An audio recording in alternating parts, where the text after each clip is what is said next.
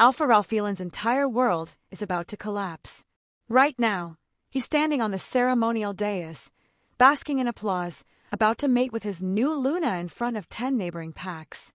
Hundreds of wolves watch him in admiration. He's never felt more powerful. He's about to make the worst decision of his life. Before taking his vows, he raises his hand for silence. He's planned this moment carefully, the perfect humiliation for the woman who failed him. "I'd like to honor someone special," he announces with a cruel smile. "My ex-mate, Nala, the woman who couldn't give me children. I invited her here tonight, so she can witness what a real Luna looks like." The crowd murmurs. Some look uncomfortable. Others lean forward, hungry for drama. Ralphelan signals the guards. "Open the doors." The great oak doors swing open. Moonlight floods the hall. And there she stands, Nala, the barren Luna he cast into the snow to die 3 years ago. She's wearing a gown that shimmers like starlight, her head held high, looking every inch a queen. But she's not alone. 4 young pups walk beside her in perfect formation. 4 identical faces. 4 sets of storm gray eyes that mirror the alphas exactly. The crowd gasps. Someone notices their wrists, the crescent moon birthmarks gleaming silver on their skin. The mark that proves royal bloodline. The mark that cannot be faked. The mark that means these pups are undeniably his. The hall falls silent. Nala walks forward with measured grace and stops before the dais. Her voice is calm, steady, devastating. "I received your invitation, Alpha Ralphelan. I thought it only proper to bring our sons to meet their father. Our sons." The room erupts in chaos. The mighty Alpha's face drains of color. His new Luna stumbles backward in shock. The guests he wanted to impress are now witnessing his complete destruction. The childless Luna he humiliated just revealed he has 4 heirs, 4 divinely blessed sons born while he was planning his perfect revenge. His new Luna is about to flee. His authority is about to crumble. His arrogance is about to cost him everything. And the best part, he invited this destruction himself. This is the story of how one cruel invitation became an alpha's downfall and a rejected Luna's perfect vindication. But before we dive into the full story, let me know in the comments where you're listening from and whether you believe in divine justice. If you love stories of quiet revenge and mystical reckoning, subscribe to the channel. Now let's get started. Chapter 1: The Invitation. The moonlit ceremony was flawless. Silver roses lined the grand ballroom of Moonspire Hall, their petals dusted with frost that caught the light of 100 moonstone candles. The scent of burning sage hung thick in the air, mingling with wild thyme and ceremonial incense. Alpha Ralphelan's triumphant howl echoed across the valley, answered by the assembled packs gathered beneath the vaulted stone ceiling. He stood on the ceremonial dais, magnificent in his black wolf leathers trimmed with silver, his new Luna, Talina, radiant beside him in a gown of white and gold. Visiting alphas and Lunas from 10 neighboring territories watched with rapt attention as Elder Mirathane prepared the sacred vows that would bind them under the moon goddess's blessing. But before the final blessing, Ralphelan raised his hand for silence. The musicians stilled. The crowd quieted, hundreds of wolves waiting with bated breath. "Before I take my sacred vows," he announced, his voice carrying across the hushed hall, "there is someone I wish to honor." His smile was sharp, cruel. "My former mate, Nala, the woman who could not give me an heir. I invited her here tonight, so she might witness what a true Luna looks like." A ripple of shocked whispers swept through the crowd. Ralphelan gestured toward the great oak doors. "Let her enter." The doors swung open with a resonant boom. Moonlight spilled into the hall like liquid silver. Nala stood in the doorway, draped in a flowing midnight gown that shimmered with silver thread. Her dark hair was crowned with frost flowers. Her face was serene, unreadable. But she wasn't alone. 4 young pups padded beside her in ceremonial wolf leathers, walking in perfect formation. They moved with identical grace, their small feet silent on the stone floor. As they stepped into the candlelight, the crowd gasped in unison. Storm gray eyes, Ralphelan's eyes, stared out from each small, solemn face. And when they raised their left wrists in the traditional greeting, the crescent moon birthmark of the royal Alpha bloodline gleamed silver on their skin. The room fell into stunned silence. "Greetings, Alpha Ralphelan, Nala said, her voice steady as stone. I received your invitation. I thought it only proper to bring our sons to meet their father. Ralphilan's goblet slipped from his hand, shattering on the dais floor. Red wine spread like blood across white marble. Talina stumbled backward, her face draining of color. The assembled guests erupted in chaos. What Ralphilan intended as the ultimate humiliation had just become his public reckoning. 3 weeks earlier, I want to invite Nala to the ceremony, Alpha Ralphilan said, a satisfied smile crossing his face as he unrolled the ceremonial scroll across his desk. It was a crisp autumn evening in the Alpha's tower. Ralphilan sat in his private chambers, surrounded by stone walls lined with hunting trophies and ancestral weapons. Through the arched window, the moon was just beginning to rise over the endless forest canopy, painting the room in shades of silver and shadow. On his oak desk lay the guest list for his mating ceremony to Talina, the event that would cement his legacy and erase the shame of his barren first mate. His beta, Karan, set down his goblet of wine, his weathered face creasing with concern. Your ex-Luna? Alpha, that's a dangerous idea. Why not? Ralphilan leaned back in his leather chair, candlelight reflecting in his storm-gray eyes. It's the perfect opportunity to show her, and the entire pack council, what a real Luna looks like. Karan shook his head slowly, his gray-streaked hair catching the firelight. It's been 3 winters since you severed the bond. Why reopen old wounds? Ralphilan looked down at the elegant scroll, embossed with his alpha seal and filled with the names of neighboring alphas, Lunas, and elders who would witness his triumph. The ceremony would be held under the full moon in 3 weeks' time. Everything would be perfect. Everything Talina deserved. Everything Nala had failed to provide. She humiliated me with her barrenness, Ralphilan said, his voice hardening like ice forming over still water. The pack whispered that the moon goddess had cursed my bloodline. The elders questioned my choice of mate. Now I have a strong, fertile Luna who will give me heirs. Nala should see what she cost me, what she couldn't give me. Alpha! Enough! Ralphilan's tone left no room for argument. The decision is made. After Karan departed, his footsteps echoing down the stone corridor, Ralphilan pulled out a separate scroll of cream-colored parchment. He dipped his quill in ink and wrote Nala's name with careful, deliberate script. Then, with a smile that didn't reach his eyes, he added a personal note at the bottom. Come witness what a true Luna looks like. See the legacy you could never give me. He melted wax over a candle flame and pressed his alpha sigil into it, the crescent moon and wolf, the mark of his authority. He called for his raven, a massive black bird that served as messenger to the distant territories. Take this to the Frostlands, he commanded, tying the scroll to the raven's leg. Find Nala. Make certain she receives it. The bird took flight, disappearing into the twilight.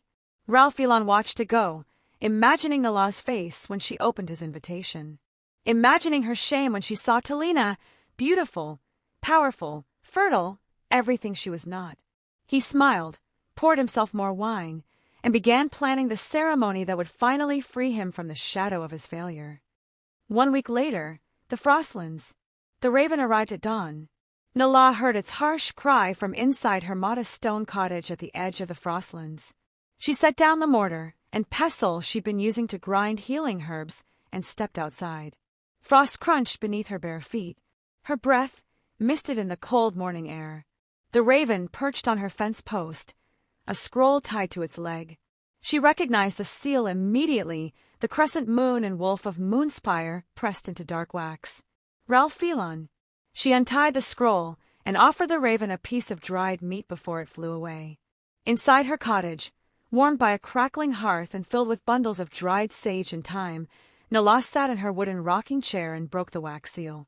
The invitation was elegant, written in formal script on expensive parchment, a mating ceremony for Alpha Ralphilan and Luna-elect Talina to be held under the full moon in the grand hall of Moonspire.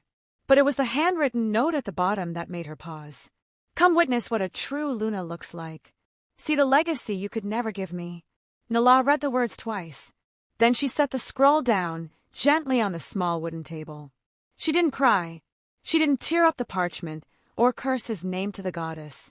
Instead, she turned toward the doorway, where 4 young pups tumbled over each other in play, their laughter bright and innocent. They were wrestling near the fire, their movements already showing the strength and coordination of future warriors. "Miro, be gentle with your brother," she called softly. All 4 pups stopped and looked up at the same time. Their faces were mirror images. The same thick dark hair, the same storm gray eyes that seemed to glow like moonlight, the same delicate features that would grow sharp and strong with age. And on each of their left wrists, barely visible beneath their small leather cuffs, was the crescent moon birthmark that had been carried by the royal alpha line for 1,000 generations. Ralphilan's mark, his blood, his legacy. Nala picked up the scroll again, running her fingers over her former mate's arrogant handwriting. A small smile curved her lips, not bitter but knowing. Patient. The smile of someone who had waited a long time for justice. "Miro, Kane, Rin Leo," she called. "Come here, my darlings." The 4 pups scampered over, arranging themselves in a perfect line before her, their training evident in their discipline. "We're going on a journey," Nala said quietly, kneeling before them. Her hands were steady as she brushed frost flowers from Miro's hair. "We're going to meet your father." Little Miro tilted his head, curiosity bright in his gray eyes. "Will he be happy to see us, Mother?" Nala's smile deepened, mysterious and serene as moonlight on still water. "He will be changed by the sight of you, my son. That I promise."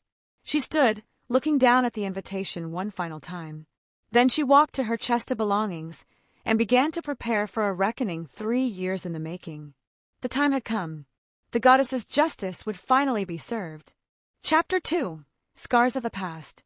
3 years ago, there was a time when Ralphilan looked at Nala like she was the moon itself.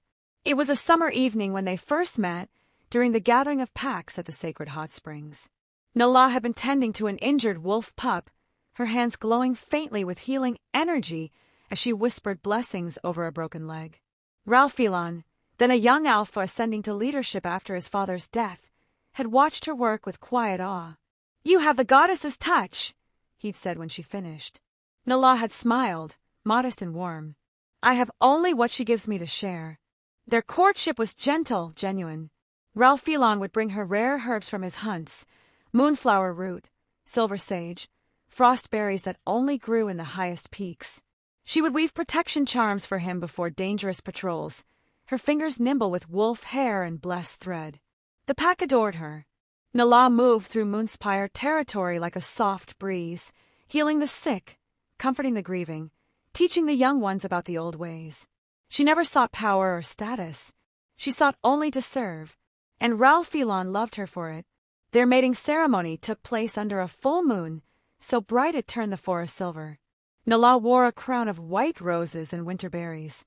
Ralphilan stood before her in ceremonial leathers, his vows spoken with a voice that trembled with emotion. "I claim you as my Luna, my mate, my heart," he said, pressing his forehead to hers as the pack held their blessing. "Under the goddess's light, I pledge my life to yours. May our bond be eternal. May our bloodline be strong." Elder Mirathane had blessed them with sacred oils and moon water. The bond snapped into place, a golden thread connecting their souls, warm and unbreakable. Or so they believed. For the first year, they were happy. Ralphilan ruled with strength and wisdom, and Nala supported him with quiet grace. The pack prospered. Alliances strengthened. The future seemed bright as starlight. But as the second year began, whispers started. The turning point. Still no signs. Elder Koran asked one morning in the council chamber, his voice carefully neutral. Ralphilan's jaw tightened. No. It had been 2 years since their mating. 2 full cycles of seasons, and Nala's womb remained empty. No pups. No heirs. No proof that the goddess blessed their union. The pressure came slowly at first. Gentle inquiries from concerned elders, traditional fertility blessings performed by the pack seers, ceremonial hunts meant to invoke the goddess's favor. But as months turned into years, the whispers grew louder. The Luna is barren. The Alpha's bloodline will end. Perhaps the goddess has turned her face away from Moonspire. Ralphilan began to change. The warmth in his eyes cooled to something hard and distant. He spent less time in their chambers and more time with his warriors, proving his strength, asserting his dominance. When he looked at Nala now, she saw not love but disappointment. Shame.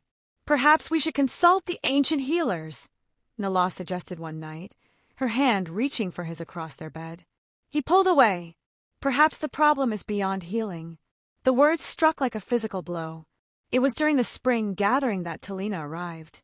She came as part of a delegation from the Silvercrest pack, a warrior with bronze skin, fierce amber eyes, and a reputation for strength in battle. She was everything Nala was not, bold where Nala was gentle, commanding where Nala was quiet, celebrated for her physical prowess where Nala was known for her healing touch. Ralph-Elon watched Talina spar in the training grounds, her movements fluid and powerful. He watched her laugh with the warriors, her confidence magnetic. And something shifted in him, a bitter, desperate hunger for what he'd lost.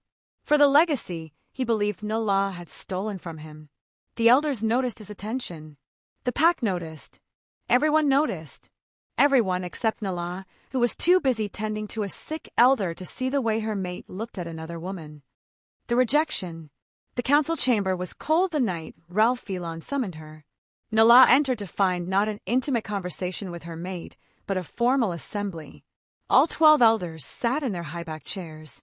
Karan stood to the side, his face grave. Ralph-Elon sat in the alpha seat, his expression carved from stone. "Nala," he said, his voice echoing in the vaulted chamber. "You stand before this council to answer for your failure." Her heart stopped. "Failure? 2 years," Ralph-Elon said, rising from his seat. 2 years, and you have not given me an heir. 2 years, and my bloodline remains without future. 2 years, and the moon goddess has shown no sign of blessing our union. "Ralph-Elon," she whispered, reaching for the bond between them. But he had already closed himself off. The golden thread felt cold, distant. "You have failed your duty as Luna," he declared, his voice carrying no warmth, no recognition of the woman who had loved him, supported him, stood by his side. "The moon goddess has not blessed you. Therefore, I invoke my right as Alpha to sever our bond." "No." The word came out broken. "Please, we can. The decision is made." Elder Mirathane rose slowly, her ancient face sorrowful but resigned. "Alpha Ralph-Elon has invoked the sacred severance. Does any elder challenge this right?" Silence. Not one voice rose in Nala's defense. Mirathane approached with a ceremonial blade and a bowl of salt water. "Nala of Moonspire, do you accept this severance?" "I," her voice cracked. Tears streamed down her face. "I have served this pack with everything I am. Do you accept?" Mirathane repeated, her tone not unkind but unyielding. Nala looked at Ralph-Elon one last time, searching for any trace of the man who had once called her his heart. But his storm-gray eyes held only cold resolution. "I accept," she whispered. The ritual was agony. Mirathane cut both their palms, mixing their blood with salt water to symbolize the purification of the bond. Then she spoke the ancient words of severance, and the golden thread between them snapped. Nala gasped, her knees buckling. It felt like her soul had been torn in half. The bond that had been warm and constant for 2 years simply vanished, leaving a cold, hollow void in her chest. "You are no longer Luna of Moonspire," Ralph-Elon said, his voice empty of emotion. "You are cast out. Take only what you can carry. You have until dawn to leave our territory." Nala stood on shaking legs. She looked at the elders who had once praised her healing gifts. At Karan, who had called her a blessing to the pack. At Ralph-Elon, who had sworn eternal love under the full moon. No one met her eyes. She walked from the chamber with her head bowed, her healer's satchel clutched to her chest. Behind her, she heard Ralph-Elon's voice, already moving forward. "Send word to Silvercrest. Tell Talina I wish to begin courtship negotiations." Exile. The snow began falling as Nala crossed the border into the Frostlands. She walked for days, numb with grief and cold. She had nowhere to go, no family to return to. Her parents had died when she was young. No pack would take in a rejected Luna. It would be seen as an insult to Ralph-Elon's authority. So she walked deeper into the wilderness, into the frozen wastelands where few wolves ventured. On the 3rd day, the blizzard came. The wind howled like a living thing, tearing at her cloak, blinding her with sheets of white. She stumbled through snowdrifts that reached her waist, her body shaking uncontrollably, her lips blue with cold. When she finally collapsed, she thought it was the end. Perhaps it was mercy. Perhaps the goddess was calling her home. She closed her eyes, ready to surrender to the frost. A shadow fell over her. Through the swirling snow, a figure emerged, tall, draped in furs and bones, with silver hair that seemed to glow with inner light. Still breathing, the figure murmured, kneeling beside her. The goddess is not finished with you yet. Warm hands touched her face. The scent of sage and something ancient filled her lungs. Who? Nala managed to whisper. My name is Vixenda, the woman said, lifting Nala with impossible strength. And you, child, are not broken. The old healer's eyes, one blue, one silver, gleamed with knowledge that stretched back centuries. You are being remade. Chapter 3, The Healer's Gift. Nala woke to warmth. Not the biting cold of the frostlands, but genuine heat, mineral-rich and soothing, rising from somewhere beneath her. She opened her eyes to find herself lying on a bed of furs in a cave that defied all logic. The walls glowed with veins of crystal that pulsed with soft blue light. Steam rose from natural hot springs that bubbled at the cave's center, their waters impossibly clear. Shelves carved into the stone held hundreds of clay jars, dried herbs hanging in bundles from the ceiling, and artifacts Nala recognized from the oldest wolf legends, ceremonial masks, blessing stones, fragments of moonstone that hummed with ancient power. Welcome back to the living, Vixenda said, appearing from the shadows with a wooden cup of tea. Nala tried to sit up, wincing at the stiffness in her limbs. How long? 3 days. You were closer to death than life when I found you. Vixenda settled onto a stone bench, her silver hair cascading over furs adorned with wolf bones and feathers. Her mismatched eyes, one blue as ice, one silver as the moon, studied Nala with unnerving intensity. Drink. It will restore your strength. The tea tasted of mint, honey, and something else, something that made warmth spread through Nala's chest, chasing away the last of the frostbite. Why did you save me? Nala asked quietly. Because the goddess told me to. Vixenda's smile was enigmatic. And because I know what was done to you. The rejection, the humiliation, the lies. Nala's hands tightened around the cup. They weren't lies. I failed to give him an heir. I am barren. Vixenda's laugh was sharp. No, child.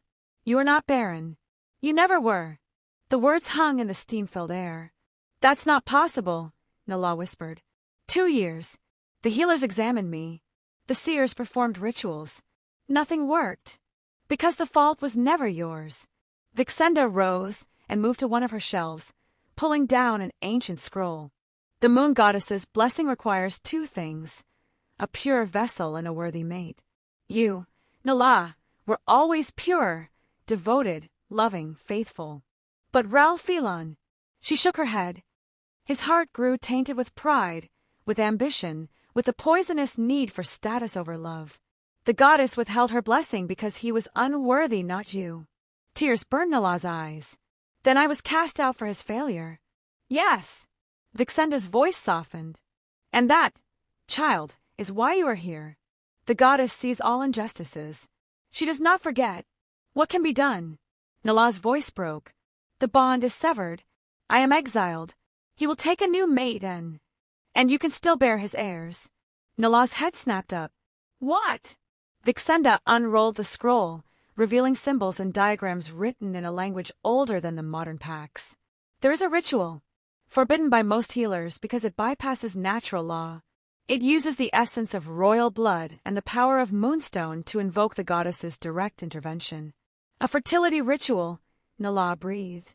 More than that, a divine reclamation. Vixenda's eyes glinted. The goddess can grant you what Ralph-Elon's arrogance denied. But it requires a blood connection to him, something that carries his essence. Nala's hand moved instinctively to her healer's satchel, still clutched against her side. Inside, wrapped in silk, was a small vial she'd carried since their mating ceremony. A tradition among healers, to keep a drop of their mate's blood as a protection charm, a symbol of eternal bond. She pulled it out with trembling fingers. The vial glowed faintly in the crystal light, the blood inside still fresh despite the years, preserved by her blessing magic. "You kept it," Vixenda said with approval. "The goddess's hand was guiding you even then." The ritual. The full moon rose 3 nights later, massive and silver above the frostlands. Vixenda prepared the sacred space at the cave's entrance, where moonlight could touch the earth directly. She drew a circle with crushed moonstone, its powder glowing white against dark stone. At 4 points, she placed candles made from blessed beeswax and wolf fat.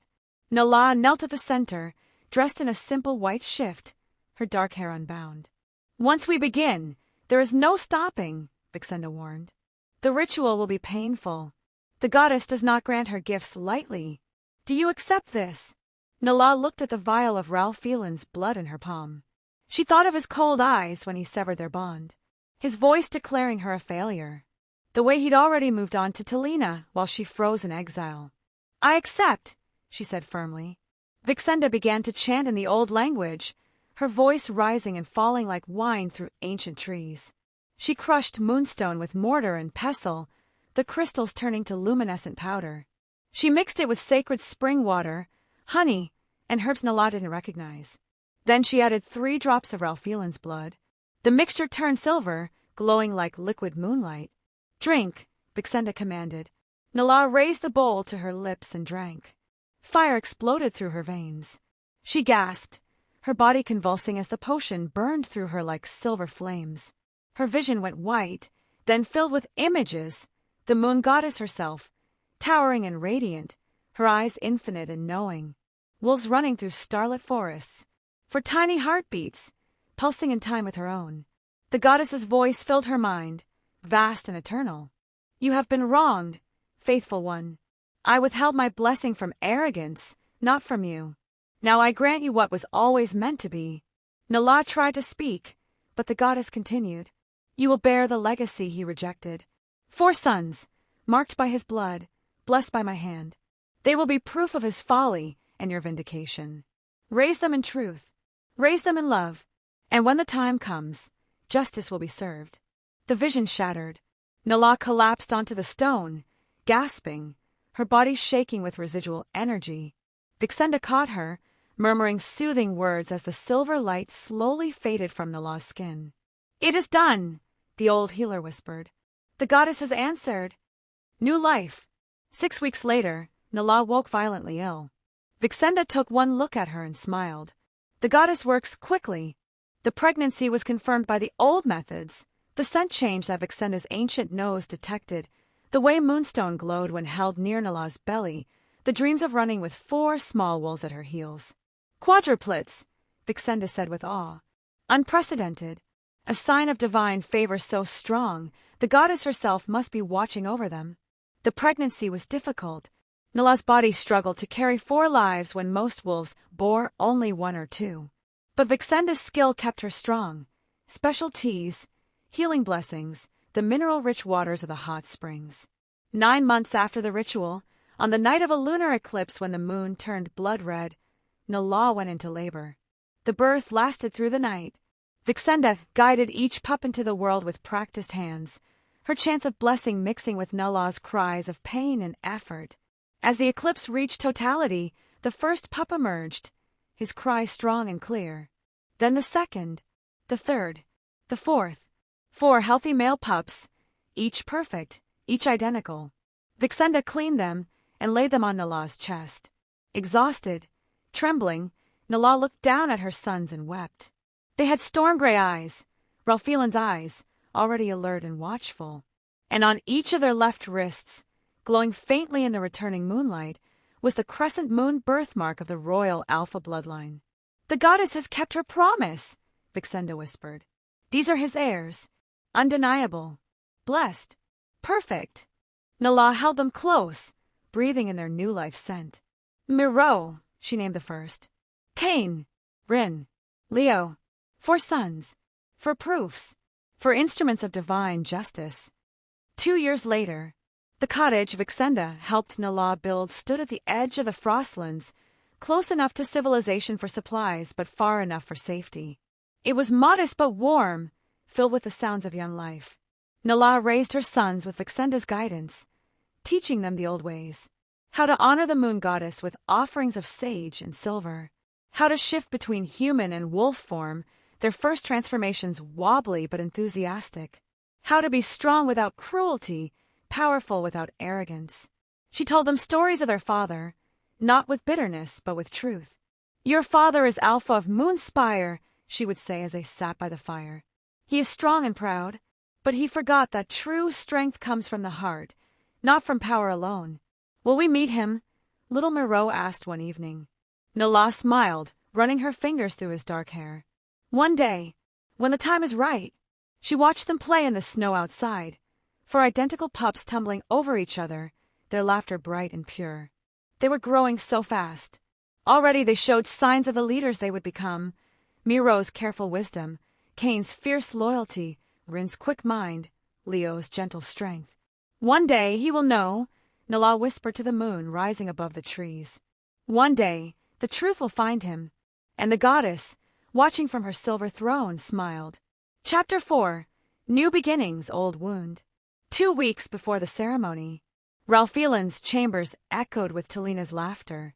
She stood before the window, draped in silks the color of champagne, watching the packed train in the courtyard below. Her bronze skin glowed in the afternoon light, her amber eyes sharp and calculating as she observed the warriors sparring. "They're getting stronger," she said, turning to face him. "Your pack will be formidable once we're mated." "Our pack," Ralph-Elan corrected, crossing the room to slide his arms around her waist. "You'll be Luna soon. Everything I have will be yours." Talina smiled, but it didn't quite reach her eyes. She turned in his embrace, her fingers tracing the line of his jaw. "And you're certain the ceremony will go smoothly?" "No. Complications?" "None." Ralph-Elan's confidence was absolute. "The invitations have been sent. 10 neighboring packs will attend. The elders have approved. In 2 weeks, you'll stand beside me as my Luna, and everyone will see that I made the right choice." Their passion was undeniable, fierce and consuming, burning hot like wildfire, but it lacked depth roots. Where Ralph-Elan and Nala had shared quiet conversations by the fire and gentle touches filled with meaning, Ralph-Elan and Talina shared ambition and desire. It was intoxicating, but shallow, a foundation built on sand. After Ralph-Elan left for council duties, Talina's smile faded. She dressed quickly and made her way through the winding corridors of Moonspire Hall to the Seer's Sanctuary, a small tower room where 3 ancient female wolves read signs in smoke and stars. She'd been visiting them every week for months. Luna-elect, the head seer, Mirathane's apprentice Silene, greeted her with a respectful bow. "You've returned." "I need another blessing," Talina said, her voice tight. "For fertility, for the goddess's favor." The 3 seers exchanged glances. They'd performed this ritual 6 times already. Silene's expression was carefully neutral as she lit the ceremonial herbs. "The moon goddess grants her blessings in her own time," Silene said gently. "We cannot force." "I'm not asking you to force anything," Talina snapped. "I'm asking you to petition her, to make sure she knows I'm worthy." Another seer, elderly Morna, spoke quietly from her corner. "Worthiness is not proven through rituals, child. It is proven through the heart." Talina's hands clenched. "Just do the blessing." They performed the ritual in silence. Smoke and chanted prayers, moon water sprinkled over Talina's wrists. But when it was done, Silene's face was troubled. "What?" Talina demanded. "What did you see?" "The smoke shows uncertainty. The goddess's favor is unclear. There will be an heir revealed at your ceremony, but..." "But what?" Silene hesitated. "Not in the way you expect." The words haunted Talina as she left the tower. She was descending the spiral stairs when she heard voices echoing from below, 2 elders conversing as they walked the corridor. Invited his former mate to the ceremony. Bold move, even for Ralph-Elan. Bold or foolish? The goddess has not yet blessed Talina's womb. What if history repeats itself? He's too proud to see it. But pride comes before the fall. Talina pressed herself against the stone wall, her heart racing. They were talking about her, about Nala, about the possibility that she might fail, just as Ralph-Elan's first Luna had. No, she wouldn't fail. She couldn't. That evening, she confronted Ralph-Elan in his chambers, her voice sharp with barely contained fear. "Why did you invite your former mate to our ceremony?" Ralph Phelan looked up from the ceremonial contracts he was reviewing, surprised by her tone. "Nala, I told you it's symbolic. A public demonstration that I've moved forward, that I made the right choice. By humiliating her," Talina's amber eyes flashed. "By parading me in front of the woman you cast aside?" "Yes." Ralph Phelan's voice was matter-of-fact. "Talina, you have nothing to fear from Nala. She's a broken, barren healer living in exile. You are everything she was not. Strong, fierce, beautiful, fertile. Am I?" The question came out smaller than she intended. Ralph Phelan crossed to her, cupping her face in his hands. "You are a warrior. You've proven yourself in battle, in leadership and loyalty. When you stand beside me as Luna, everyone will see that I chose strength over weakness. Power over... The kitchen worked day and night preparing the feast. Roasted elk, honey cakes, ceremonial wines blessed by the seers. Musicians practiced the ancient mating hymns. Warriors polished their ceremonial armor. Invitations had been sent to every major pack within 3 territories. Alphas, Lunas, elders, warriors. Hundreds of wolves would attend to witness Ralph Phelan claim his new Luna. It would be the event of the decade. A display of power, unity, legacy. Ralph Phelan walked through the preparations with chest swelled with pride. Everything was perfect. Everything was finally falling into place. In 2 weeks, his past would be erased. His future secured. He never once questioned whether he'd made a terrible mistake. Meanwhile, at the Frostlands, in her modest cottage, Nala sat by candlelight, her needle moving with practiced precision through soft leather. She was sewing ceremonial outfits for her sons, matching wolf leathers dyed deep forest green, embroidered with silver thread in the pattern of the Moonspire crest. Each stitch was perfect, each detail deliberate. These were not the clothes of exiles. These were the garments of heirs. "Mother, why must we dress so formally?" Rin asked, watching her work with curious gray eyes. "Because we go to meet your father," Nala said calmly. "And you will be presented as what you are, princes of the Alpha bloodline." The 4 pups had been training for days. Nala taught them to walk in perfect formation, to bow with synchronized grace, to speak with clear, confident voices. They practiced until their movements were flawless, until they could maintain composure even when excited. "Walk in step," she instructed, watching them move across the cottage floor. "Bow when I command. Do not fear. You are heirs of the moon." Miro, always the most serious, asked the question that weighed on all their minds. "Will father be happy to see us?" Nala paused her sewing, looking at her sons, these beautiful, perfect boys with their father's eyes and the goddess's blessing. Her heart ached with love and something sharper. "Justice. He will be changed by the sight of you," she said carefully. "That I promise." A knock at the door interrupted the moment. Nala rose, and the pups immediately stood at attention, their training evident. Vixenda entered, snowflakes clinging to her silver hair, her mismatched eyes bright with knowing. In her arms, she carried a bundle wrapped in mooncloth. "I've brought you a gift," the ancient healer said, unfolding the fabric to reveal a gown that seemed to capture moonlight itself. The dress was midnight blue, so dark it was almost black, but woven through with silver thread that created patterns of stars and crescent moons. It was elegant, regal, designed to make a statement. "For the ceremony," Vixenda said, holding it up to Nala. "When you walk into that hall, you will shine like the goddess herself. And every wolf who sees you will know, you were never broken. You were always chosen." Nala took the gown with trembling hands, feeling its weight, its power. This was not the dress of a rejected Luna begging for scraps. This was the dress of a queen reclaiming her truth. "Thank you," she whispered. Vixenda smiled, ancient and knowing. "The goddess's justice is coming, child. Are you ready?" Nala looked at her sons, standing in perfect formation in their ceremonial leathers. She looked at the gown that would announce her return. She thought of Ralph Phelan's cruel invitation, his arrogant assumption that she would arrive broken and humiliated. "I'm ready," she said.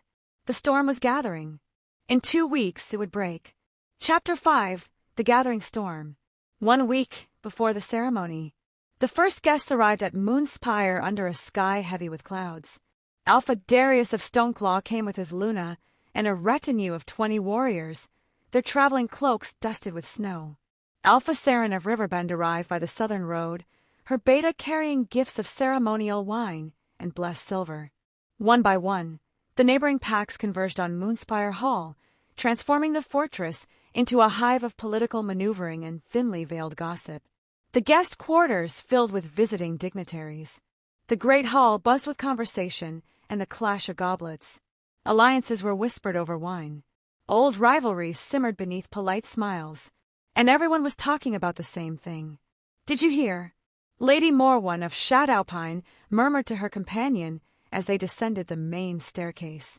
Ralph Phelon invited his former mate. The Baron won. Nala! Her companion's eyes widened. The healer he cast out 3 years ago? Why would he do such a thing? To humiliate her, obviously. Show her what she lost. What she could never provide. Some guests were intrigued by the boldness of it. Others found it distasteful, cruel even. But all agreed on one thing. The ceremony would be memorable. Ralph Phelon moved through the gatherings with Talina on his arm, accepting congratulations and displaying his Luna Elect like a prize. She smiled at all the right moments, said all the proper words, but those who looked closely could see the tightness around her eyes, the way her hands trembled slightly when she thought no one was watching. The seer's chamber. On the 4th night of guest arrivals, Talina's anxiety reached its breaking point. She climbed the tower stairs to Elder Mirathane's chamber long after midnight, when the halls were empty and no one would see her desperation. The ancient seer sat before her scrying fire, its flames casting dancing shadows across her deeply lined face. "Luna Elect," Mirathane said without turning. "I've been expecting you." Talina's carefully constructed composure cracked. "I need a blessing, a fertility ritual. Something to ensure the goddess's favor before the ceremony. I cannot give you what you ask. Please." Talina fell to her knees. "I've tried everything. The teas, the rituals, the prayers. Nothing works. The goddess remains silent, and I can't fail like she did." Mirathane finally turned, her ancient eyes filled with something like pity. "The moon goddess cannot be bargained with, child. She does not respond to fear or desperation. She sees the heart." "Then what's wrong with my heart?" Talina's voice broke. "Why won't she bless me?" "That is not for me to answer." Mirathane's tone softened slightly. "But I will tell you this. You have tied your worth to something beyond your control.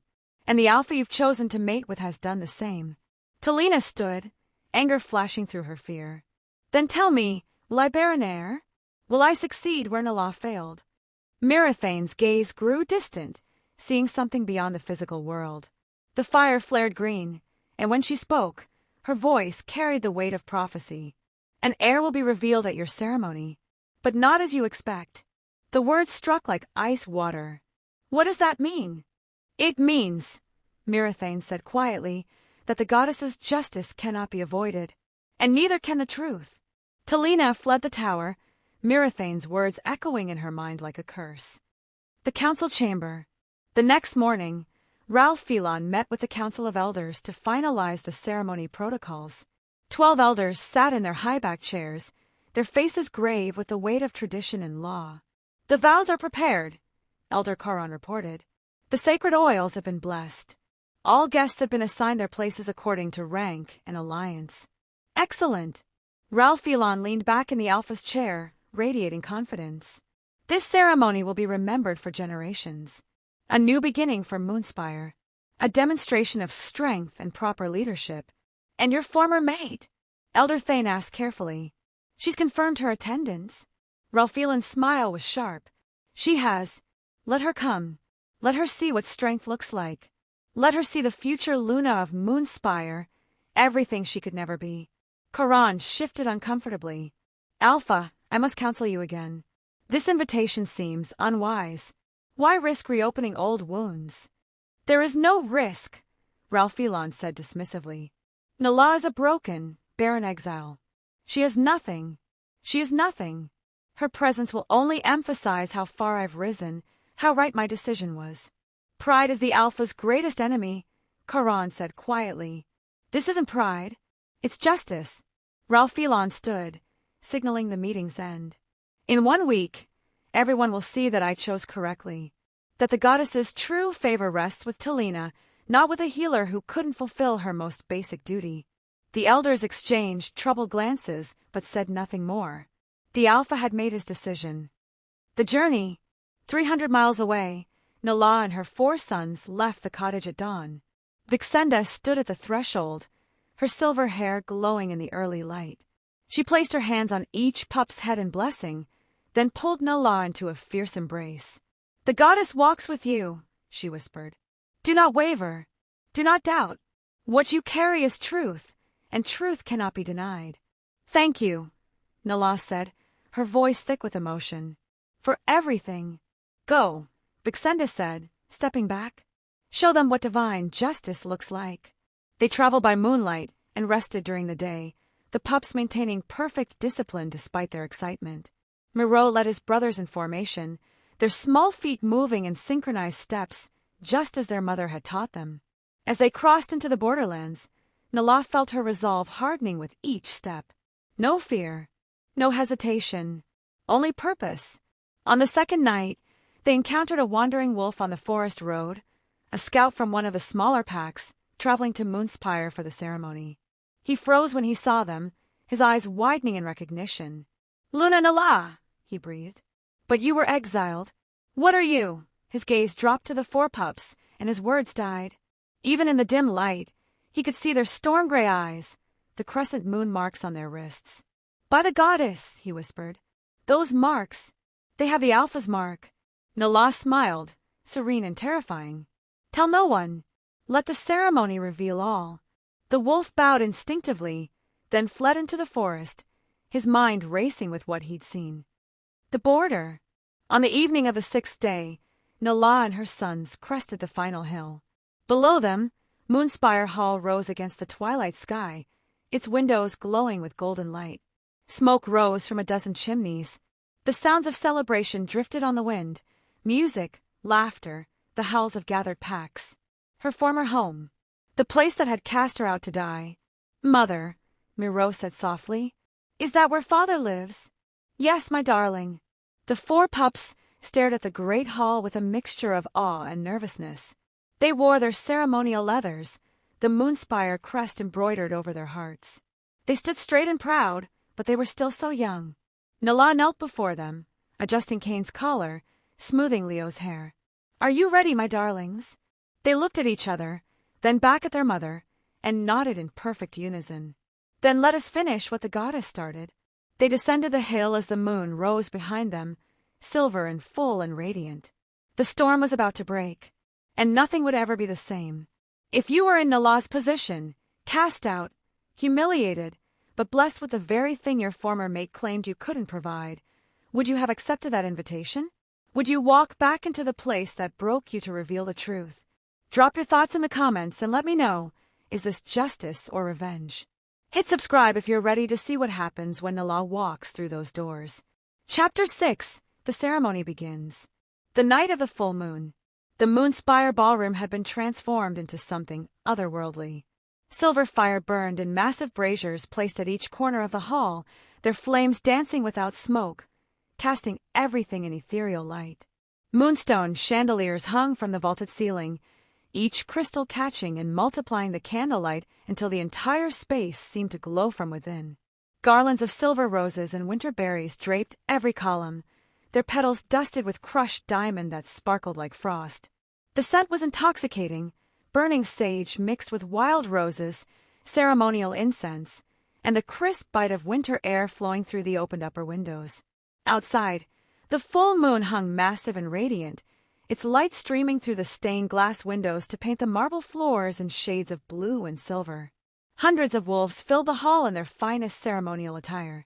Alpha's war wolf leathers trimmed with silver and gold, their chests decorated with the sigils of their packs. Lunas draped themselves in gowns of silk and fur, their throats adorned with moonstone and amber. Warriors stood at attention in polished armor. Elders gathered in their traditional robes, faces grave with the weight of sacred tradition. Musicians positioned in the gallery played ancient mating hymns on bone flutes and skin drums, the melody primal and haunting. The rhythm seemed to sync with the heartbeats of everyone present, creating a sense of collective anticipation that made the very air vibrate. 10 neighboring packs had sent their most important representatives. This wasn't just a ceremony, it was a political statement, a display of power, a celebration of alliance and legacy. The atmosphere crackled with electric energy. Something momentous was about to unfold. A ceremonial horn sounded, clear and pure. The crowd turned toward the eastern entrance as the great doors opened. Ralph-Elon entered with Talina on his arm, and the hall erupted in cheers and howls of celebration. The alpha was magnificent. He wore black wolf leathers adorned with silver clasps shaped like crescent moons, his broad shoulders draped in a cloak of white wolf fur. His storm-gray eyes swept the crowd with satisfaction, his posture radiating dominance and confidence. He looked every inch the powerful leader he believed himself to be. Talina was radiant beside him in a gown of white and gold that caught the firelight with every movement. Her bronze skin glowed, her amber eyes bright, her dark hair woven with threads of precious metal. She smiled and nodded to the guests, playing her part perfectly. But those close enough could see the tightness around her mouth, the way her hand gripped Ralph-Elon's arm just a bit too firmly, the slight pallor beneath her carefully applied cosmetics. They ascended the ceremonial dais together, and Ralph-Elon raised his arms in triumph. The crowd's howls intensified, echoing off the stone walls until the entire hall rang with sound. "Welcome!" Ralph-Elon's voice carried across the assembly. "Welcome, honored guests, to witness the beginning of Munspire's glorious future." More cheers, more celebration. Ralph-Elon basked in it like a man standing in sunlight. Elder Mirathane stepped forward, ancient and dignified in her ceremonial robes of silver and white.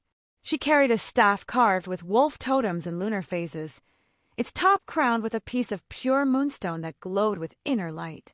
"We gather under the goddess's watchful eye," she intoned, her voice somehow carrying without shouting, "to witness the sacred union of Alpha and Luna, to bind two souls in service to the pack, to the bloodline, to the eternal cycle of moon and wolf." She lit a bowl of sacred herbs, and sweet smoke rose toward the ceiling. "We offer this blessing to the moon goddess, asking her favor upon this union." The crowd bowed their heads in reverence. Mirathane turned to Ralph-Elon and Talina.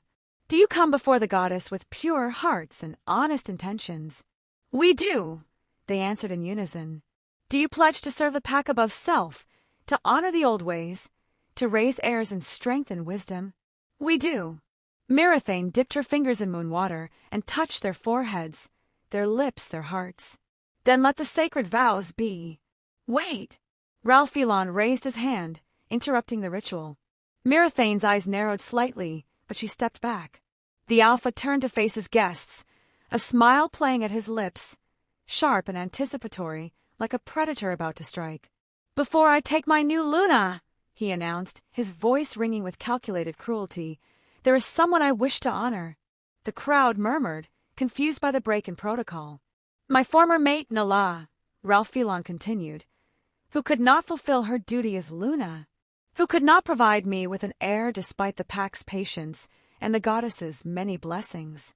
I invited her here tonight," he paused, letting the words hang, "so she might witness what true destiny looks like, so she might see what a real Luna provides." Gasps rippled through the assembly. Wolves turned to their neighbors, scandalized whispers spreading like wildfire. "He invited her here to humiliate her? That's cruel, even for an alpha." The Baron won. She accepted. On the dais, Talina's face had gone pale. Her eyes snapped to Ralph-Elon's profile, shock and anger warring in her expression. This wasn't part of the plan. He told her the invitation was symbolic of formality. Not this. Not public humiliation as entertainment. Ralph-Elon seemed oblivious to her distress, still smiling at his assembled guests. He gestured toward the main entrance with a theatrical flourish. "Guards," he commanded, "open the doors. Let her enter and bear witness to her failure." The great oak doors swung open with a resonant boom that echoed through the suddenly silent hall. Moonlight flooded through the entrance like liquid silver, so bright that for a moment no one could see clearly. Then the lights softened, and a figure appeared in the doorway. Nala stood backlit by the full moon, and she was magnificent. Her gown was midnight blue, so deep it was almost black, but woven throughout with silver thread that created patterns of stars and crescent moons. It caught the light with every breath, making her seem to shimmer like the night sky itself. Her dark hair fell loose down her back, crowned with a simple circlet of frost flowers that glowed faintly with residual magic. But it was her face that held the crowd's attention. Serene, calm, unbroken. She looked like a Luna! No, like a queen, returning from exile. The crowd stared in stunned silence. Then they saw the movement beside her. 4 young pups stepped into the light, and the collective gasp that went through the hall was almost physical. They walked in perfect formation, 2 on each side of their mother, their small feet moving in complete synchronization. They wore ceremonial wolf leathers dyed forest green, the moonspire crest embroidered in silver over their hearts. Their posture was straight, proud, disciplined beyond their years. But it was their faces that made the world stop. Storm gray eyes, Ralphilan's eyes, stared out from 4 identical, solemn faces. The same strong bone structure, the same dark hair, the same proud bearing that marked the royal bloodline. And when they raised their left wrists in the traditional greeting, the entire assembly saw the crescent moon birthmark gleaming silver on their skin. The mark that could not be faked. The mark that had been carried by Moonspire's alpha line for 1,000 generations. The mark that proved, beyond any doubt or deception, that these pups were of royal blood. Ralphilan's blood. The hall erupted in chaos. By the goddess! Those marks, those are his marks. They have his eyes. For heirs? Quadruplets. That's a sign of divine favor. But she was barren. How is this possible? Ralphilan's triumphant smile had frozen on his face. The color drained from his features as his brain struggled to process what his eyes were seeing. His hands gripped the edge of the dais, knuckles white. "No," he whispered. Then louder, voice cracking. "No, that's not possible." Nala began to walk forward with slow, measured grace, each step deliberate and unhurried. The crowd parted before her like water, unable to look away, unable to speak. The 4 pups followed in perfect formation, their small faces serious, their movements synchronized as if they shared one mind. They radiated training, discipline, purpose. These were not wild orphans or stolen children. These were heirs, raised with care and intention. The silence was deafening. Nala stopped before the dais, looking up at the man who had cast her aside. Her face remained serene, but her eyes held the weight of 3 years of exile, survival, and divine justice. When she spoke, her voice was steady and clear, carrying to every corner of the hall without shouting. "Greetings, Alpha Ralphilan. I received your invitation." She paused, letting the moment stretch, letting everyone see the 4 pups standing beside her. "I thought it only proper to bring our sons to meet their father. Our sons." The words landed like thunderbolts. The room exploded into pandemonium. Alphas surged to their feet.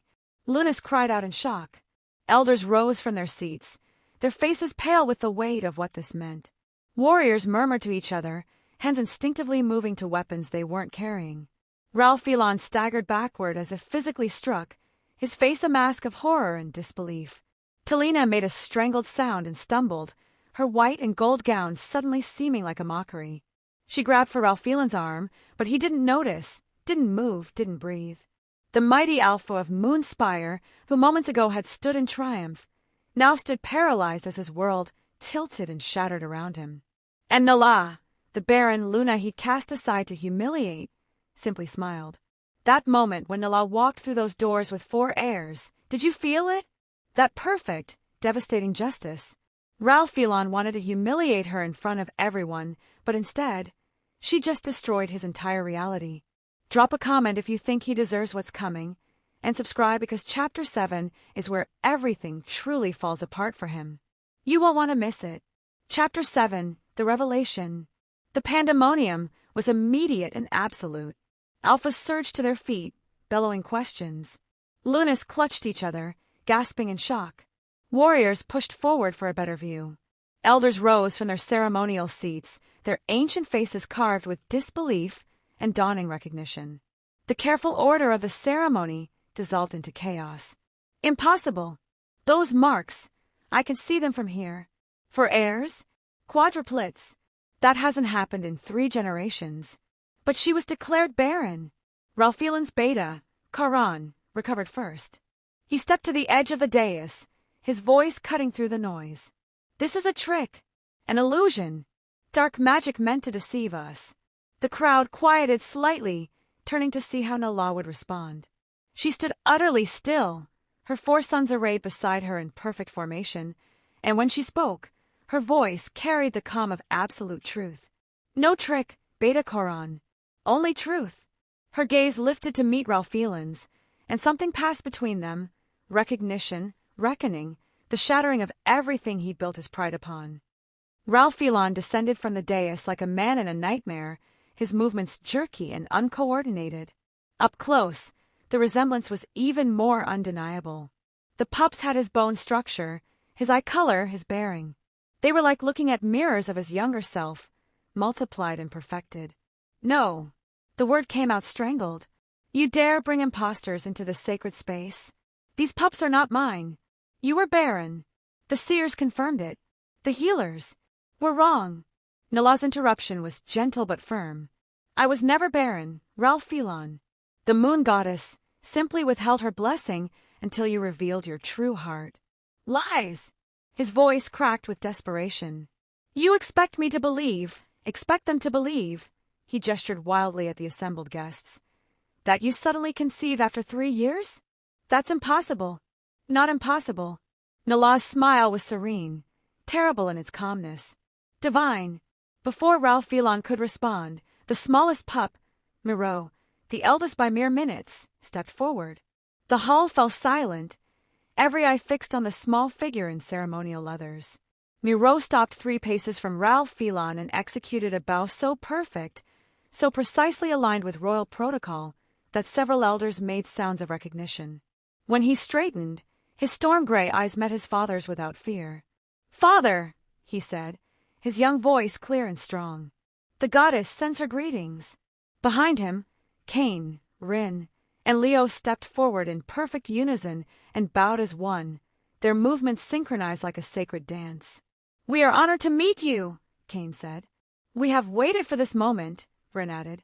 "We are your sons," Leo finished. Their voices overlapped in harmony, each word spoken with impeccable etiquette and ceremony. These were not feral children found in the wilderness. These were not orphans coached to play a part. These were heirs, raised with intention, trained with care, educated in the old ways. The crowd stared in stunned silence. Even those who wanted to doubt found themselves unable to dismiss what they were witnessing. Elder Mirathane descended from the dais, her staff tapping against marble with each measured step. The sound cut through the chaos like a blade, commanding attention and respect. "Let me see them," she commanded. Nala nodded to her sons, and they stood at attention as the ancient seer approached. Mirathane's mismatched eyes, one clouded with age, one still sharp as a hawk's, examined each pup in turn. She studied their faces, tilting their chins to catch the light. She looked deep into their storm-gray eyes, seeing the bloodline reflected there. She took their small wrists in her gnarled hands and examined the crescent moon birthmarks that gleamed silver against their skin. The hall held its collective breath. Finally, Mirathane straightened, turning to address the assembly. Her voice carried the weight of centuries of wisdom. "These marks cannot be faked. They are born of the goddess's own hand, passed through bloodline and sacred law. I have seen 3 generations of Moonspire alphas, and each bore this mark." She held up little Miro's wrist, so all could see. "This is authentic. This is true." She turned to Ralphilan, and her gaze was sharp enough to cut. "Alpha, these pups bear your lineage. The question is not if, but how." Ralphilan staggered backward, his face ashen. "I don't. How is this?" All eyes turned to Nala. She stood in a pool of moonlight streaming through the windows, her midnight gown shimmering, and when she spoke, it was not to Ralphilan but to the entire assembly. 3 years ago, I was cast aside as barren, she began, her voice steady and clear. I accepted my exile with grace. I walked into the Frostlands with nothing but my healer's satchel and the clothes on my back. I should have died. The crowd listened in rapt silence. But the moon goddess had other plans. In the frozen wilderness, I was found by Vixenda the Ageless, the ancient healer of the old ways. She sheltered me, she healed me, and she revealed a truth I had not known. Nala's gaze swept across the assembled wolves. I was not broken. I was never barren. The failure was not mine. It was the failure of a bond built on impure foundations. The goddess withheld her blessing because the heart of my mate had turned from love to pride, from devotion to ambition. Murmurs rippled through the crowd, but no one interrupted. Vixenda showed me a way. An ancient ritual, forbidden by modern healers but sanctioned by the oldest laws. A ceremony that would allow the goddess to grant me what she had always intended if she deemed me worthy. She placed a hand on Miro's shoulder. I performed the sacred ritual, using the essence of royal blood that I had carried since our mating ceremony. And the moon goddess answered. She blessed me with 4 sons, each marked as an heir of Moonspire, each carrying the legacy that was rejected. The old rituals, an elder whispered. Vixenda the Ageless, she's real. The goddess intervened directly. This is divine justice. The whispers built like a wave, and Nala let them wash over the assembly, let the truth sink in. A scream shattered the moment. This is madness. Talina, forgotten on the dais, suddenly rushed forward, her white and gold gown billowing behind her like a battle standard. Her face was twisted with rage and desperation. He is my mate. I am Luna. This ceremony is mine. She lunged toward Nala, but Charon intercepted her, grabbing her arms before she could reach the other woman. You planned this. Talina shrieked, struggling against Charon's hold. You seduced him with witchcraft. Dark magic. This is an abomination. Nala turned to face her, and the temperature in the room seemed to drop. When she spoke, her voice was ice over steel. I did not seduce anyone, Talina. I bore the consequences of his rejection. I walked into the snow to die. I survived. I suffered. I prayed. Her eyes blazed with quiet fury. The goddess did the rest. If you wish to accuse someone of injustice, perhaps you should look to the alpha who cast aside his true mate for the appearance of strength. Talina made a strangled sound, tears streaming down her face as the truth of her position crashed over her. She wasn't the Luna. She had never been chosen by the goddess. She was simply convenient. Elder Mirathane's staff struck the floor 3 times, the sound echoing like thunder. Silence! The hall fell quiet immediately, all eyes turning to the ancient seer. This matter is beyond personal grievance, she declared, her voice carrying the full authority of her position. If these pups are truly of the Alpha's blood, and all evidence suggests they are, then they are heirs of Moonspire. The law is clear on this. She turned to Ralph Phelon, who stood frozen, his world visibly crumbling around him. Alpha Ralph Phelon, do you deny them? Do you claim these pups are not of your bloodline? The question hung in the air like a blade. Ralph Phelon's mouth opened and closed. He looked at the pups, at their gray eyes and crescent marks, at Nala, standing serene and unbroken, at Talina, weeping on Charon's arm, at the hundreds of witnesses waiting for his answer.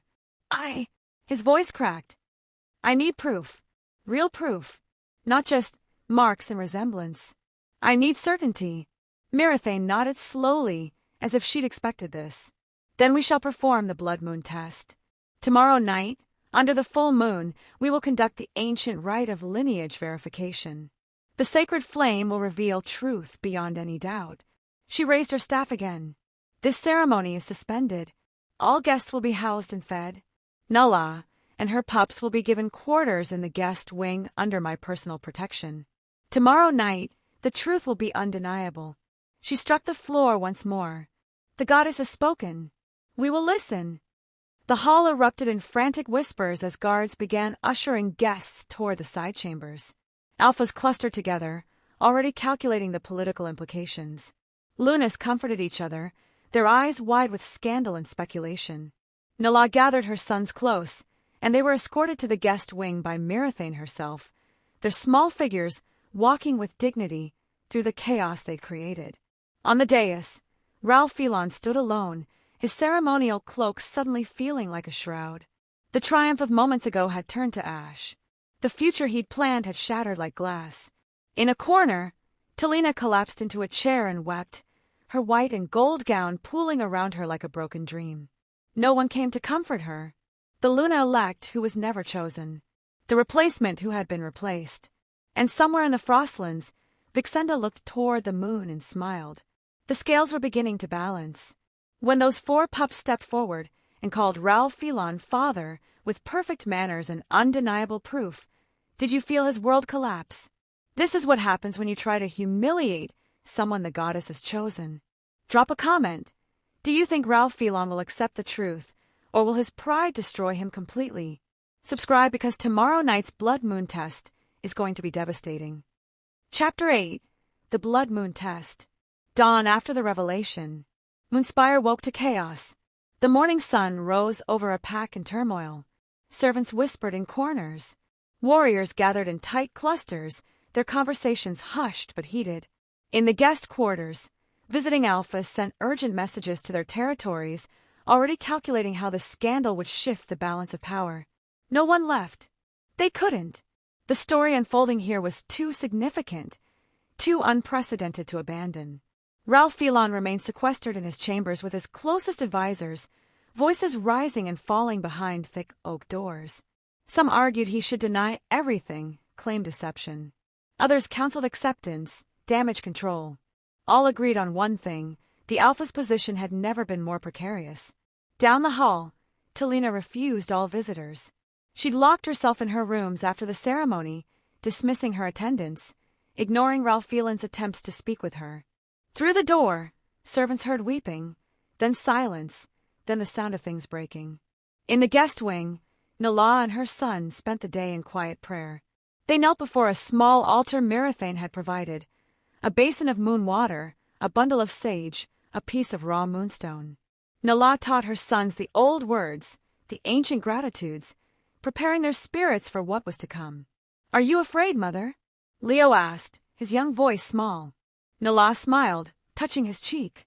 "No, darling. The goddess is with us. The truth is with us. What is there to fear?" Little Rin looked up with solemn gray eyes. "Will the test hurt?" "No, my love. The flame recognizes truth. It will embrace you, not harm you."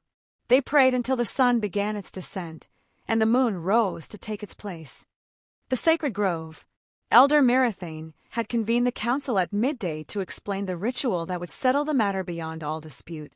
"The blood moon test is one of our oldest rites," she told the assembled elders, her voice heavy with the weight of tradition. "It has been performed only 7 times in our recorded history, each time to verify lineage when doubt threatened the succession." She unrolled an ancient scroll, the parchment yellow with age, covered in symbols and instructions written in the old tongue. "The ritual is simple but absolute. We ignite a sacred flame using the alpha's blood. If a pup shares that bloodline, if the goddess recognizes them as true heir, the flame will respond. It cannot be deceived. It cannot be manipulated. The goddess herself bears witness." Elder Koron spoke quietly. "And if the flame does not respond, then the pups are not his, and Nala will be exiled for deception." Mirathane's eyes were hard. "But if the flame does respond, then they are heirs of Moonspire, and the law is absolute." The implications settled over the council like snow. By evening, word had spread. The test would take place in the sacred grove at moonrise. All who wished to bear witness were permitted to attend. The sacred grove lay a half-mile into the forest, a circular clearing where the oldest wolves said the goddess herself had once walked. Ancient oak trees ringed the space, their branches forming a natural cathedral. At the center stood a stone altar carved with wolf sigils and lunar phases, worn smooth by centuries of ceremonies. As the sun set and the full moon began its ascent, wolves gathered in hushed reverence. The council of elders formed the inner circle, their ceremonial robes rustling in the evening breeze. Behind them stood visiting alphas and Lunas, their faces grave with the weight of what they were about to witness. Warriors and pack members filled the outer rings, hundreds of eyes reflecting moonlight. Ralph Phelon arrived looking haggard, his ceremonial leathers rumpled, dark circles under his storm-gray eyes. He'd barely slept, barely eaten. He moved like a man walking to his execution. Talina came last, escorted by her handmaidens. Her face was pale, her eyes red from weeping, but she held herself with desperate dignity. She refused to look at Ralph Phelon. Then Nala entered the grove with her 4 sons. They walked in perfect formation, the pups' small faces serious but unafraid. Nala had dressed them in simple white tunics, the color of purity and truth. Their wrists were bare, the crescent moon marks visible to all. The crowd parted for them in silence. Elder Mirathane stood before the altar, her staff planted in the earth, her silver hair loose and flowing like water. The full moon hung directly above the grove, massive and luminous, bathing everything in ethereal light. "We gather under the goddess's eye," she intoned, "to seek truth in matters of blood and lineage. Let all who witness remember, the goddess cannot be deceived." She turned to Ralphelon. Alpha approached the altar. He stepped forward on unsteady legs. Mirathane drew a ceremonial blade from her robes, silver, etched with ancient runes, sharp as moonlight. "Give me your blood willingly, that it may speak truth." Ralphelon extended his right hand. The blade sliced across his palm, and blood welled up, dark against his pale skin. Mirathane held a silver chalice beneath the wound, collecting several drops. "By blood we are bound," she chanted. "By blood we are known. By blood the goddess sees truth." She carried the chalice to the altar and poured the blood into a shallow depression carved into the stone. Then she sprinkled crushed moonstone over it and spoke words in the old tongue, ancient, primal, powerful. The blood began to glow. A silver flame ignited, rising from the altar with no fuel, no smoke, burning with ethereal light that seemed to come from another world entirely. It flickered and danced, casting strange shadows across the grove. The crowd gasped, but Mirathane raised a hand for silence. "Now we test the truth." She beckoned to Nala, who nodded to her sons. Miro stepped forward first, the eldest by minutes, his small face solemn and brave. He approached the altar with measured steps and looked up at Mirathane. "Place your hand near the flame, child," she instructed gently. "Do not be afraid." Miro extended his left hand, the crescent moon mark visible on his wrist. He held it 6 inches from the silver fire. For a heartbeat, nothing happened. Then the flame erupted. It flared brilliant white, shooting upward in a column of pure lunar light that illuminated the entire grove like daylight. The flame seemed to reach for Miro, wrapping around his wrist in tendrils of silver fire that didn't burn, only embraced. The crowd cried out in awe. "The goddess recognizes him," Mirathane declared. "This pup is of the Alpha's blood." Miro stepped back, his eyes wide with wonder, and King came forward. Again the ritual. Again the hand extended toward flame. Again the brilliant flare of recognition, silver fire roaring to life, acknowledging bloodline and truth. "The goddess recognizes him." Rin followed. The flame blazed white, undeniable and absolute. "The goddess recognizes him." Finally, little Leo approached the altar. The youngest, the smallest, his hand trembling slightly as he reached toward the sacred fire. The flame exploded upward with even greater force, as if the goddess herself was shouting the truth for all to hear. The goddess recognizes him. For tests. For undeniable confirmations. For heirs proven beyond any shadow of doubt. The silence in the grove was deafening. Ralphelon fell to his knees. The mighty Alpha of Moonspire, who had stood so proud just 24 hours ago, collapsed onto the sacred ground like a puppet with cut strings. "No," he whispered, his voice breaking. "No, this cannot be." His hands clawed at the earth, his breath coming in ragged gasps. "How? How did this happen? I cast her out. She was barren." Elder Mirathane's voice cut through his denial like a blade of ice. "You rejected the goddess as chosen, Ralphelon. You cast aside your true mate not because she failed, but because your pride demanded a scapegoat for your own unworthiness." Her ancient eyes blazed with righteous anger. The goddess withheld her blessing from a bond corrupted by arrogance. And when you threw away the faithful one, she gave to Nala what you believed you deserved. She gestured to the 4 pups standing in moonlight, beautiful and perfect and undeniably his. "This is divine justice. The legacy you rejected has returned to judge you." A scream shattered the moment. "You cursed yourself." Talina surged forward from the crowd, tears streaming down her face, her composure finally completely shattered. "You threw away your true mate for pride and vanity." Her voice cracked with anguish and fury. "You told me she failed you. You told me the goddess blessed our union. But it was lies. She ripped the ceremonial Luna pendant from her neck, the one Ralphilon had given her just days ago, and hurled it at his kneeling form. It struck his chest and fell to the ground, the silver tarnished and meaningless. I was a fool to believe you could honor me when you dishonored her. Talina's amber eyes blazed through her tears. I was a fool to think I could build a future with a man the goddess herself has judged unworthy. She turned to address the assembled witnesses, her voice ringing clear despite her tears. I reject this bond. I reject the ceremony. I will not be mated to a man who casts aside the goddess's gifts for the sake of his ego. She looked at Nala for the first time, really looked at her, and something like understanding passed between them. You deserved better than him, Talina whispered. And so do I. She turned and strode from the grove, her white and gold gown billowing behind her like a war banner. Her handmaidens and entourage followed without hesitation, leaving Ralphilon kneeling in the dirt, abandoned by both his Lunas. The crowd watched in stunned silence as the woman, who would have been Luna, disappeared into the forest. Elder Mirathane struck her staff against the ground 3 times. The blood moon test has spoken. The goddess has confirmed what cannot be denied. Her voice carried absolute authority. These 4 pups, Miro, Cain, Rin, and Leo, are confirmed as heirs of the Alpha bloodline.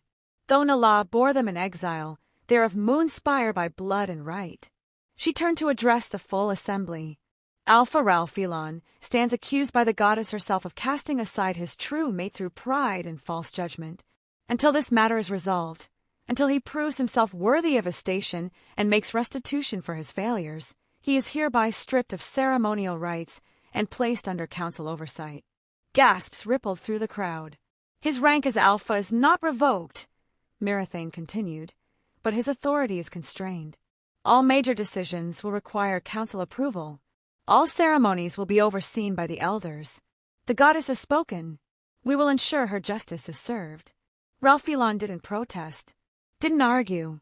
He simply knelt in the sacred grove, broken and defeated, the ashes of his pride scattered at his feet.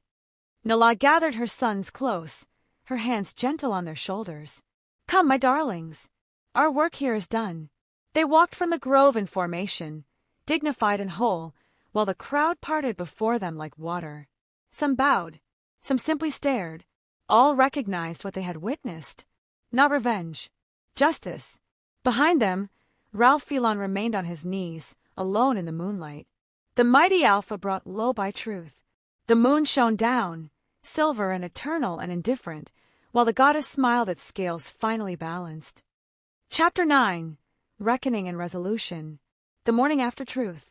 Dawn broke over Moonspire with the kind of clarity that follows storms. The pack woke to a new reality, one where the foundations they trusted had shifted beneath their feet. Servants moved through the halls in hushed efficiency, preparing departures. Warriors gathered in the courtyard, their conversation subdued, respectful. The guests began leaving at first light. Alphas and Lunas made their farewells to the council, their carriages and traveling parties filing out through Moonspire's gates in a steady stream. But they weren't leaving in silence. They carried with them the most explosive story to emerge from the wolf territories in a generation. Did you see the flame? The way it recognized each one. 4 heirs, quadruplets, a sign of divine favor if ever there was one. The Alpha who mocked his Luna and was destroyed by his own heirs. The goddess's justice is terrifying and beautiful. The tale would spread like wildfire across every pack, every territory, every gathering place. It would be told and retold for generations, a cautionary story about pride, a testament to divine justice, a reminder that the moon goddess sees all and forgets nothing. In the guest wing, Nala folded the midnight gown carefully, her movements calm and methodical. Her son sat on the bed, watching her pack with the same quiet dignity they'd shown throughout their time in Moonspire. A knock at the door interrupted the peaceful silence. Elder Mirathane entered, accompanied by 2 other council members. Their faces were grave but respectful. Nala, Mirathane began, the council has deliberated through the night. We wish to offer you a place of honor here. Your sons are confirmed heirs of Moonspire. You are their mother, proven true mate of the Alpha. The guest quarters can become permanent chambers. You would have a seat at council, voice in pack matters, and... No. Nala's refusal was gentle but absolute. Thank you, elder, but no. Mirathane studied her carefully. You have every right to reclaim what was taken from you. This was never about reclaiming a title. Nala looked at her sons, her expression softening. It was about truth. My sons know who they are. They know their heritage, their worth, their divine blessing. That is enough. She turned back to the elders. Moonspire cast me out. I survived. I thrived. I built a life in the Frostlands, and that life is mine. I will not trade my peace for proximity to the man who broke our sacred bond. Miro spoke up, his young voice clear. We have a home, elder. Mother made it warm and safe. We don't need a grand hall to know we are loved. Mirathane's ancient eyes glistened with something like pride. You have raised them well, Nala. Better than this pack deserved. I raised them with truth, Nala said simply. Everything else followed, along with ghosts. In the Alpha's chambers, Ralph Phelon sat motionless in the gray morning light. He hadn't slept, hadn't changed from the ceremonial leathers he'd worn to the sacred grove. He simply sat in the chair by his window, staring at nothing, haunted by images he couldn't escape. Nala's serene face as she stood in the doorway with 4 impossible airs. The pup's storm-gray eyes, his eyes, looking at him with innocent curiosity and calling him father. The sacred flame roaring to life, the goddess herself declaring truth he'd tried to deny. Talina's anguished scream as she rejected him before the entire assembly. But worse than all of that were the memories rising from the past like ghosts demanding recognition. Nala laughing as they walked through moonlit forests in the early days of their bond. The gentle way she'd healed a wounded pup, her hands glowing with blessing magic. Her face when he'd stood before the council and severed their bond. Not angry, not hateful, just broken. I have served this pack with everything I am, she'd whispered. And he had cast her out into the snow to die. For the first time in 3 years, Ralph Phelon felt the enormity of what he had destroyed. Not just a bond, not just a mate, but something precious and irreplaceable, love freely given, devotion without condition, faith in him when he had not deserved it. And he had thrown it away for pride, for appearances, for the approval of elders who now stripped him of authority, and the ambitions that had proven hollow and worthless. The mighty Alpha of Moonspire sat alone in his chambers and finally understood the cost of his arrogance. The confrontation. He found her in the guest wing, as the sun climbed higher, its light streaming through the windows in golden shafts.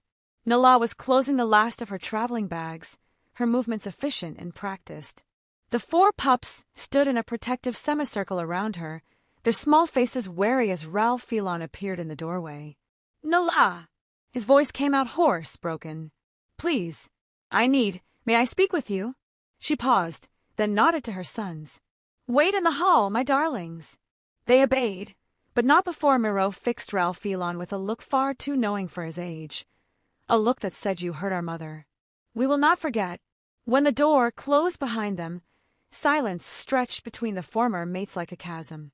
Ralph Phelon took a step forward, then another, until he stood in the center of the room.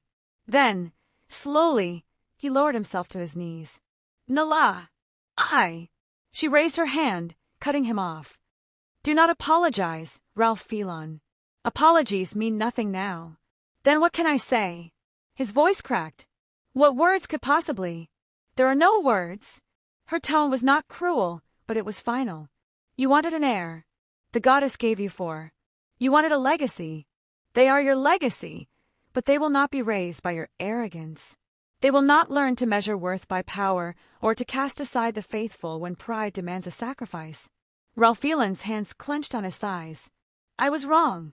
I know that now. I was blind and stupid and cruel, and Yes. The simple agreement cut deeper than any accusation. You were all those things. But knowing it now does not undo what was done. Then what do I do? The question came out desperate, pleading. How do I make this right? How do I? He trailed off, unable to finish, unable to even articulate what he was asking for. Forgiveness, reconciliation, a chance to undo 3 years of consequences. Nala looked at him for a long moment, and her expression was complex.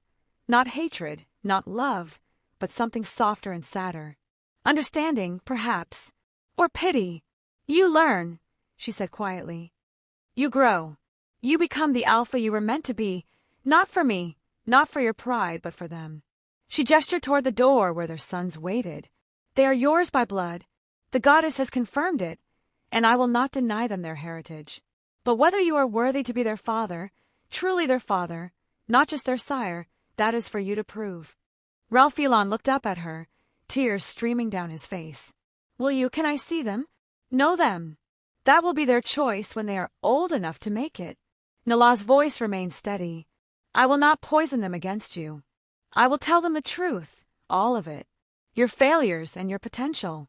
And when they are grown, they will decide if you have earned the right to their love. She moved to pick up her bag, signaling the conversation's end. Wait!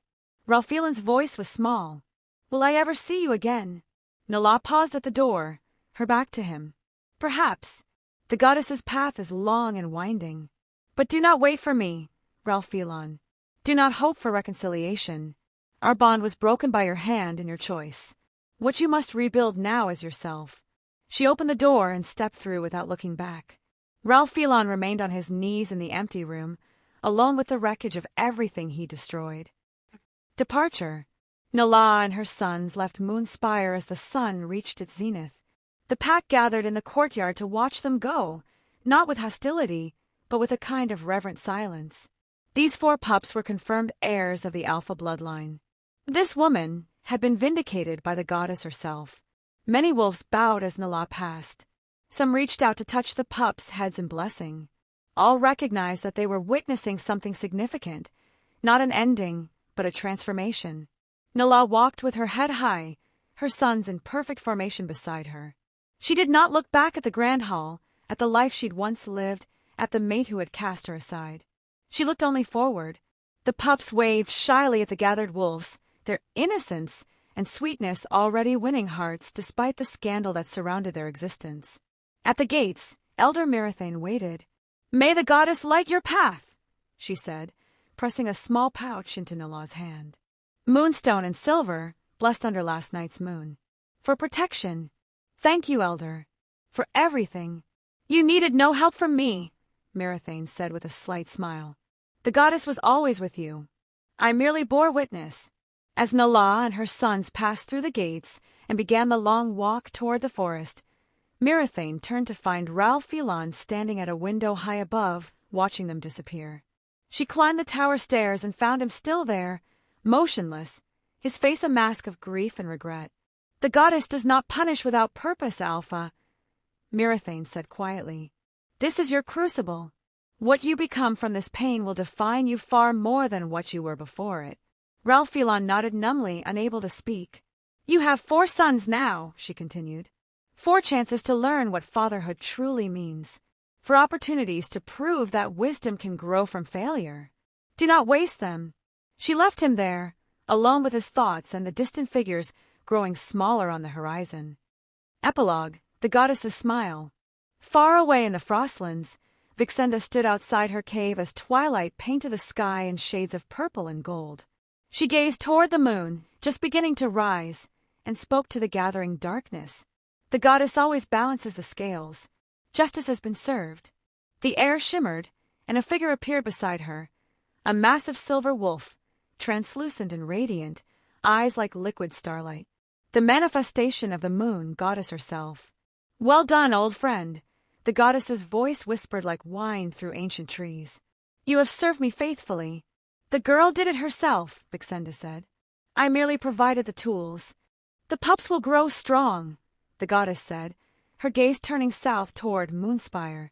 And the Alpha may yet find redemption. I do not close doors lightly. You are more merciful than he deserves. Perhaps. But mercy, like justice, serves a purpose. The wolf spirit began to fade. Watch over them still, Vixenda. Their story is not finished. I will, the old healer promised. The goddess disappeared like morning mist, leaving only starlight and the whisper of eternal truth. Final scene. 3 days' journey from Moonspire, Nala and her sons reached a sun-drenched clearing where wildflowers bloomed in impossible colors. The pups, finally released from the discipline required at Moonspire, laughed and played and tumbled through the grass like the children they were. The weight of ceremony and prophecy fell away, leaving only joy and sunlight and the simple pleasure of being alive. Nala sat on a fallen log and watched them, her heart full. "Mother!" Miro approached, settling beside her. "Will we see father again?" The question held no judgment, only curiosity. Nala smiled, looking at the sky where clouds drifted in lazy patterns. "Perhaps, my darling. If he learns to see with his heart instead of his pride. If he grows into the alpha he was always meant to be. Then perhaps." "Do you want to see him again?" little Rin asked. Nala considered the question honestly. "I want him to become the man who deserves to know you. Whether I see him again matters less than whether you will have a father worthy of your love."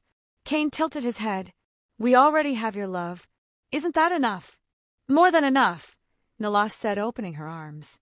All 4 pups piled into her embrace, their laughter bright and clear as bells.